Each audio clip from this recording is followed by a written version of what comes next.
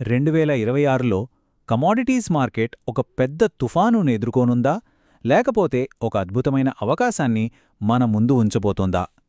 ఈరోజు విశ్లేషణలో మనం ఈ సంక్లిష్టమైన ప్రశ్నకు సమాధానం వెతుకుదాం. తరచుగా ఒకదానికొకటి సంబంధం లేనట్టుగా అనిపించే కొన్ని అంచనాల్ని లోతుగా పరిశీలిద్దాం. బంగారం, వెండిలాంటి వాటికి 2026 చాలా కీలకమైన సంవత్సరం అవుతుందని విశ్లేషకులు గట్టిగా నమ్ముతున్నారు.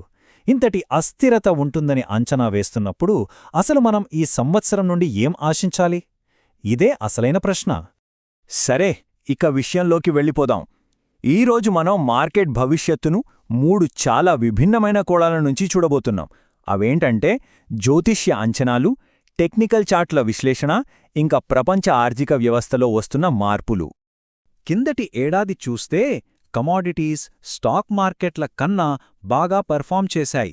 ఈ నేపథ్యంలో ప్రపంచవ్యాప్తంగా వస్తున్న పెద్ద పెద్ద మార్పులు, అనిశ్చితి మధ్యలో 2026 అనేది ఒక నిర్ణయాత్మకమైన సంవత్సరంగా మారబోతోంది. ఓకే, ముందుగా మనం ఒక ప్రత్యేకమైన కోణం నుంచి మార్కెట్ను చూద్దాం. అదే జ్యోతిష్యం. గ్రహాల కదలికలు భూమి మీద రాజకీయ సంఘటనల్ని ఎలా ప్రభావితం చేస్తాయో ఇది వివరిస్తుందన్నమాట. సో జ్యోతిష్య విశ్లేషకులు, ముఖ్యంగా ప్రశాంత్ కపూర్ ఏమంటున్నారంటే, ఈ అంగారక యోగం అనేది 2026లో మార్కెట్లో రాబోయే అస్థిరతను అర్థం చేసుకోవడానికి చాలా కీలకం. అంటే జ్యోతిష్శాస్త్రంలో అంగారకుడు అంటే మార్స్ గ్రహం కదా, అది దూపుడుకు చిహ్నం. మరి రాహు అంటేనే ఆకస్మిక, ఊహించని సంఘటనలు. సో ఈ రెండూ కలిశాయంటే ప్రపంచంలో సడన్గా టెన్షన్స్ పెరిగిపోయే ఛాన్సుందని వాళ్ల విశ్లేషణ. ఈ స్లైడ్లో ఒక ఇంటరెస్టింగ్ విషయం గమనించాలి. ఇది ఏదో పైపైన చెప్పిన అంచనా కాదు. సడన్గా సైనిక దాడులు, గొడవలు జరిగే ప్రమాదం ఎప్పుడు ఎక్కువగా ఉంటుందో ఒక నిర్దిష్ట టైం ఫ్రేమ్ను కూడా సూచిస్తోంది. ముఖ్యంగా మార్చి నెల మధ్యలో చాలా జాగ్రత్తగా ఉండాలంటున్నారు. ఈ జ్యోతిష్య అంచనా ప్రకారం మార్కెట్ మీద దీని ప్రభావం నేరుగా ఉంటుంది. ప్రపంచంలో టెన్షన్స్ పెరిగినప్పుడు రక్షణ, బంగారం, ఇంకా రాగి ధరలు బాగా పెరగొచ్చు. ఎందుకంటే ఇలాంటి అనిశ్చితి సమయంలో ఇన్వెస్టర్లు సాధారణంగా గోల్డ్ లాంటి సేఫ్ అసెట్స్ వైపు చూస్తారు. అది డిమాండ్ని, ధరలని పెంచుతుంది. సరే, ఇప్పుడు గ్రహాల నుంచి మనం గ్రాఫుల ప్రపంచంలోకి వద్దాం. మార్కెట్ డేటా ఇంకా ధరల ఆధారంగా ఒక ట్రేడర్ ఇదే పరిస్థితిని ఎలా చూస్తారో ఒకసారి చూద్దాం. మన ఫోకస్ అంతా ఇప్పుడు బంగారం ధరల చార్ట్ల మీదే. టెక్నికల్ అనలిస్ట్ అమిత్ జైన్ ప్రకారం బంగారం ధరలు కొన్ని ముఖ్యమైన లెవెల్స్ మధ్యలో కదులుతున్నాయి. ఇక్కడ డిమాండ్ జోన్ అంటే సింపుల్గా చెప్పాలంటే ధర ఆ స్థాయికి పడిపోయినప్పుడు కొనేవాళ్లు ఎక్కువగా వచ్చే అవకాశమున్న ఏరియా అనమాట. మరోవైపు అప్సైడ్ టార్గెట్ దాటితే మాత్రం ఇక బుల్ రన్ మొదలైనట్టేనని సంకేతం. ఇక్కడ అసలు పాయింట్ ఏంటంటే మార్కెట్ ఇప్పుడొక బ్యాలెన్సింగ్ యాక్ట్ చేస్తోందన్నమాట. అటు పూర్తిగా పైకి వెళ్లలేక, ఇటు కిందికి పడిపోలేక మధ్యలో ఇరుక్కుపోయింది. దానికి కదలాలంటే ఏదో ఒక పెద్ద ట్రిగ్గర్ కావాలి. అది ఏదైనా ఆర్థికపరమైన వార్త కావచ్చు, లేదా ప్రపంచవ్యాప్తంగా జరిగే ఒక పెద్ద సంఘటన కూడా కావచ్చు. టెక్నికల్ అనాలిసిస్ నుంచి మనం గుర్తుపెట్టుకోవాల్సిన అతి ముఖ్యమైన నెంబర్ ఇది, 1,53,000. ఇది ఒక లైన్ ఇన్ ద శాండ్ లాంటిది. ఒకవేళ బంగారం ధర దీనికన్నా కిందకి వెళ్ళిందంటే మార్కెట్లో ఒక పెద్ద పతనం చూసే అవకాశముందని ట్రేడర్లు భావిస్తున్నారు. ఇక ఇప్పుడు మనం మూడవ, చివరి కోణం వైపు వెళదాం. జ్యోతిష్యం, చార్టులు అన్నీ పక్కడపెట్టి అసలు ప్రపంచ ఆర్థిక వ్యవస్థను మార్చేస్తున్న సప్లై, డిమాండ్ శక్తులు గురించి మాట్లాడుకుందాం. ఈ ఒక్క మాట చాలు ప్రపంచంలో వస్తున్న ఒక ఫండమెంటల్ మార్పును అర్థం చేసుకోవడానికి. ఒకప్పుడు జస్ట్ ఇన్ టైం గ్లోబలైజేషన్ ఉండేది. అంటే అవసరమైనప్పుడు వస్తువులు తెప్పించుకునేవాళ్లు. కాని ఇప్పుడు పరిస్థితి మారింది. ప్రతి దేశం ముడి పదార్థాలను సొంతంగా నిల్వ చేసుకునే ప్రొటెక్షనిస్ట్ ప్రపంచంలోకి మనం అడుగుపెడుతున్నాం.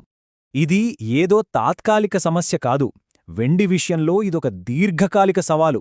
ముఖ్యంగా ప్రపంచంలో ఉన్న వెండి నిల్వలు కేవలం 10 నుంచి 15 రోజుల సరఫరాకు మాత్రమే సరిపోతాయని అంచనా. అంటే ఆలోచించండి, డిమాండ్కి సప్లైకి మధ్య గ్యాప్ ఎంత పెద్దగా ఉందో. ఇక్కడ ఒక చాలా ముఖ్యమైన తేడా మనం అర్థం చేసుకోవాలి. గోల్డ్, సిల్వర్ రెండూ విలువైనవే.